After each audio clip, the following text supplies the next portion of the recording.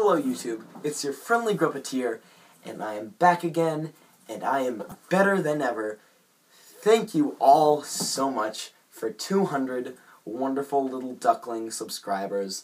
So happy to have gotten to this point. And it couldn't have come at a better time. I've been feeling rather down lately, I know. The Gruppeteer feeling down, he's always so happy about everything. Yeah, I know, but even some things get me down, and the recent breakup that I've gone through has done that very well. But that's all in the past, and so is the days of old, I guess, of my YouTube page. Not saying that I will stop making the content that I've created, but it's just that with all the consistent vlogs, all the consistent Steven Universe vlogs, people have been complaining, oh, Gruppeteer, what's up with that? You know, where are the comedies? Where are the Gruppets? Where are the pop figure reviews? And that's really nice that you guys really care so much and liked my old videos so much that you would ask to see more. However, the problem with that is, when I made only comedies on my channel, people complained that the comedies I made on my channel there were too many and they weren't funny at all. So I moved on to making pop figure reviews alongside comedies, and then people complained that making pop figure reviews was just taking over my channel and it was nothing but a pop figure review channel. So I stopped doing the pop figure reviews, stopped doing the comedies for a little while, and I kind of didn't do YouTube at all until like maybe a consistent, or maybe one or two comedies here and there, and then came the Steven Universe vlogs, which is probably the reason that half of my subscribers are here. So, actually, probably the reason half of my subscribers are here. Thank you all so very much for that. And so, people now are saying, your channel is nothing but Steven Universe vlogs. And that is, sometimes that's true, I guess. Sometimes, sadly or not sadly, it depends on what you are, this channel was created to be a channel where I make videos, not I make comedies, not I make pop figure reviews, not I make vlogs, I just make videos. I love film as a medium. It's such a great way to express things. I can't wait to be a director when I grow up and make so many, wonderful things that people can share, like I make these rather primitive videos, I guess. However, the problem with the consistent backlash, I guess, for only Steven Universe videos is that Steven Universe videos are really, really easy to make, and I really enjoy doing them. I sit in this chair, I sit over in the pop figure corner, and I say, this happened in the episode. I like this, I like that, boom, bam, talk a little bit about here and there, and then it's done. Comedies require a lot of editing. I have to write up a story. I have to get, people to come in and do their parts. It requires a lot of time or a lot of effort, and just like anything, while it does pay off, it doesn't pay off as well as the vlogs do. That doesn't mean I don't enjoy doing the comedies. Sometimes I even like the comedies more than the vlogs. My favorite video on my YouTube channel is my Ouija board video, and that's just a completely original comedy that came to me one day, but it took a very, very long time to make. So, the question comes up, I guess, is it that, Gruppeteer, have you ran out of ideas for what to do for comedies? And that isn't true, no, I am always full of ideas. However, a question that I find apparent, and I think that the point of this video is to tackle, is where do ideas come from? Where does the spark that leads to a great film, a great book, a great toy, a great poster, a great anything come from? Does it just come to you like, we're gonna make a movie about a guy who dresses up in a bird costume and he also does things on Broadway? Or does an idea just come to you one day and you see a retired film star who tries to make it on Broadway, and you say, I wonder if I could make a movie that has that similar idea. So, this is going to be, I wouldn't say a new series, this might be the only one I do, but it is going to be a little, podcast except me just sitting here, thing on my channel, and I'm going to call it Gruppeteer Talks About, and then whatever the topic is. So today's topic is indeed, where do ideas come from? And no, don't be thinking that Gruppeteer Talks About videos will be taking over the entire channel. I don't even know if I'll make another one. I just want to make this one because this was a question that I was thinking of the other day, and it took me a while to jostle, I guess. It sounds weird. So let's start with the basics, I guess. Thinking of an example here. The movie, there's an episode of Adventure Time, one of my favorite episodes of Adventure Time, which I did not list on the top 10 episodes of Adventure Time list I made because the episode wasn't out yet. And surprisingly enough, it is from Season 6. It's called Astral Plane. And in the episode, well, for the most part of the episode, except for the really, really stupid ending, Finn has an out-of-body experience where he just goes around and he sees people in their lonely state. And he questions, is this where creativity comes from? Does creativity come from a personal experience or an experience that you think of while all alone? And he thinks if being born is probably the greatest achievement that a human can do, why do they bother trying to achieve anything else? And that really got some gears turning in a lot of people, especially me. And a show like Adventure Time, as deep as they get, this is kind of, I wouldn't say uncharted territory in the way that, oh my god, what kind of blasphemy is this? But more of, they don't really get this deep psychologically. They'll get deep with a storyline. This guy went insane, and this little girl can do nothing to save him. But as in talking, that would be like if Adventure Time tackled maybe like gay marriage or something. Not that it's a super deep topic. It's just a topic that you have to be, you have to be rather knowledgeable in to, talk about without making it sound like you're just a jerk. What is this green thing? Is that a green light coming from somewhere? Where's that coming from? I don't know. There it goes.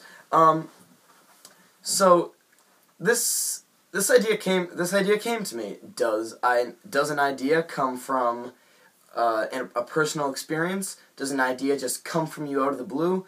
Does an idea, happen and then flicker away and die the more you repeat it and repeat it and repeat it? The problem everybody has with Hollywood nowadays is there's no originality. Oh, this is a remake of a cartoon. This is a comic book. And while this is a movie made about Legos. And while people are like, come on, what's up with this? A movie about Legos? Legos are toys. Battleships are toys. Comic books are pieces of paper with ink drawings on them. How could they possibly translate into a medium like film? Well, with a lot of time and effort put into them, except for the Battleship one, good things can come out of it. But those ideas aren't original ideas.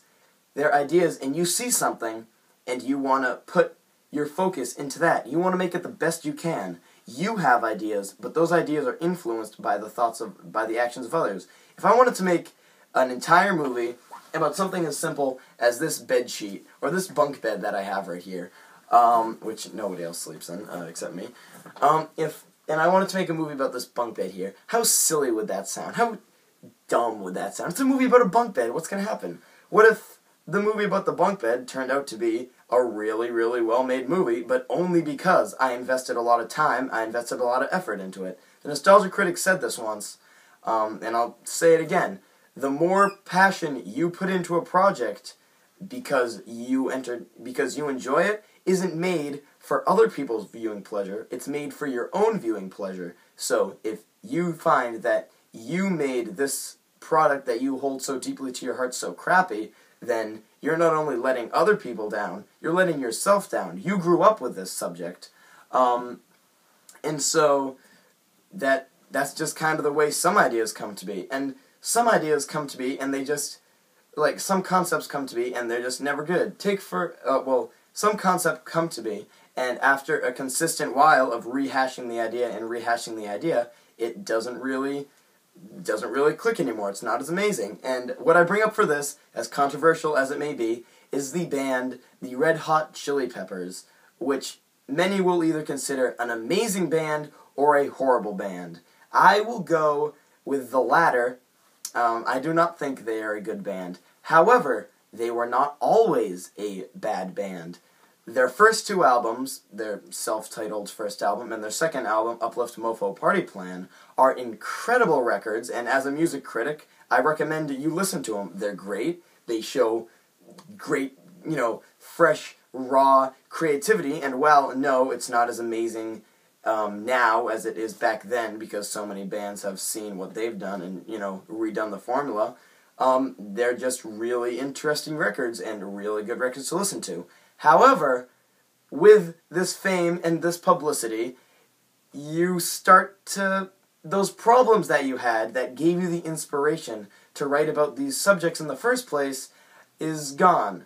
Money solves a lot of things. Sadness, depression, angst, not having everybody love you, living in a world where you're depressed. Oh, what am I gonna do? I'll write a song about how depressed I am, how I want my girlfriend back. Those problems go away when you're rich and famous. You have plenty of people who love you. You probably have all kinds of screaming fangirls for you, and you have plenty of money. You're sad because you couldn't get that awesome Chevrolet when you were a little kid, so you wrote a song about how you want that Chevrolet so bad. Now you can buy like 7 Chevrolets, and now that Chevrolet is probably so outdated you'll just get the new model. Because of this, pretty much because the Red Hot Chili Peppers became so famous, and they pretty much, every problem they had was solved by the money they got, now they suck. They're a horrible band now. Songs like California... oh, God, I can't even... They're just horrible now. After those 2 records, they kind of just went downhill. The creativity was still there. You could still tell that the freshness, dressing up as a light bulb and going to a concert, making concert posters, you with socks over, your genitals, that's all stuff. The creativity's still there, but the angst and the passion isn't there anymore. So there goes that idea. Let's just push out whatever content we have now, I guess. The same things happened to my favorite band of all time, the Pixies. Yes, it's true. Just look at Trompe Le Monde, or look at their newest album, Indie Cindy. Sorry, I had to look over there. Indie Cindy. It's apparent. It's there. As much as I hate to admit it, it happens. It happens to everybody, because nobody can stay consistent with ideas. You can have a whole bunch of bad things happen to you. You want to make a movie because this one time you were rejected from the school band, and you went on to make great music, but you were rejected from the school band. That gives you a passion to make a movie about how someone can be rejected from something, but they can still do something great with it. Like, that emotion, that you don't let that emotion go to waste. You're like, dude, this is a great idea. What if we do this? And what if we do that? But it's based on, this emotion. This is an emotion I feel, so I really know what to do with it. It isn't the same, as I said, when you're rich and famous. When you're rich and famous, you're not going to get denied from this and that. I mean, you might, like David Bowie, you might make a song about the, pains and the troubles of being famous, but even then, how many songs of being pains and troubles of being famous can you make until people are like, oh, you find that a problem? Alright, you're famous, we can fix that.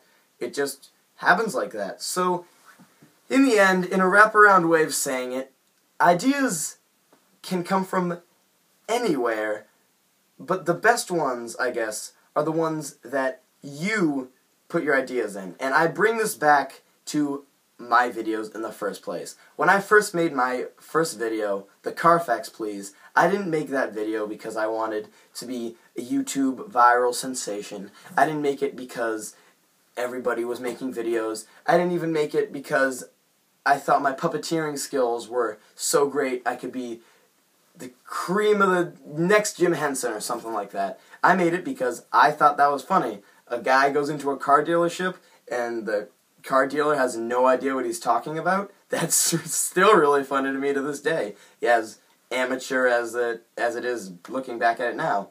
And you should never make an idea, I guess, to make someone else happy. That's why the idea came to you in the first place. It didn't connect to you. Your friend didn't say, oh man, I stubbed my toe. Bill, make a movie about that. And they're like, sure. No, the emotion comes to you. Maybe your friend stubbed his toe, and you're like, what if I made a movie where the guy stubbed his toe and he had angst about stubbing his toe all day? Okay, that wouldn't be a great idea, but if you put enough effort into it, then it works. So, restating my point again, this is just me speaking my mind, so I'm surprised it took this long. But this is just a ramble of information. I'm be surprised if you're still watching, but thank you if you are.